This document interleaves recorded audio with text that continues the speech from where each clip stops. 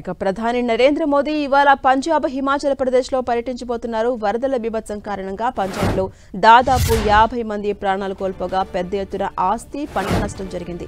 వేలాది మంది నిరాశ్రయులుగా మారారు. బాధితులకు భరోసా కల్పించేందుకు ఇవాళ మోదీ పంజాబ్లో పర్యటించబోతున్నారు. వరదలకు సంబంధించి సహాయ, పునరావాస కార్యక్రమాలు, అక్కడ పరిస్థితిని మోదీ సమీక్షించబోతున్నారు. వరద ప్రాంతాలను ప్రధాని మోదీ ఏరియల్ సర్వే ద్వారా పరిశీలించబోతున్నారు.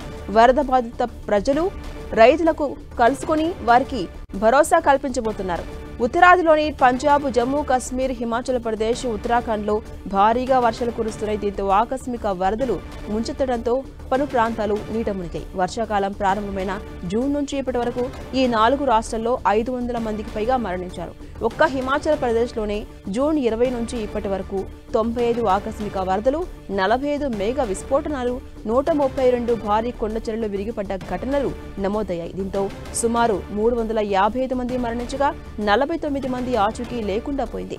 భారీ వర్షాలు రాష్ట్రంలో 3787 కోట్ల మేర నష్టం సంభవించింది. అదేవిధంగా వరదల ధాటికి మండి, షిమ్లా, కుల్లు, చంబా జిల్లాలతో సహా 1217 చోట్ల రోడ్లు కొట్టుకుపోయాయి. అటు ఉత్తరాఖండ్లో ఏప్రిల్ 1 నుంచి ఆగస్టు 31 వరకు భారీ వర్షాలకు 79 మంది మరణించగా 90 మంది గల్లంతయ్యారు. మరో 115 మంది వరకు గాయపడ్డారు. పంజాబ్లో గతంలో ఎప్పుడూ చూడని విధంగా ప్రకృతి కన్నెర చేసింది. కుంభవృష్టి కురవడంతో 23 జిల్లాల్లోని 1900కు పైగా గ్రామాలు నీట మునిగాయి. ఇప్పటి వరకు 50 మంది మరణించగా 1.71 లక్షల హెక్టార్స్లో పంట కొట్టుకుపోయింది.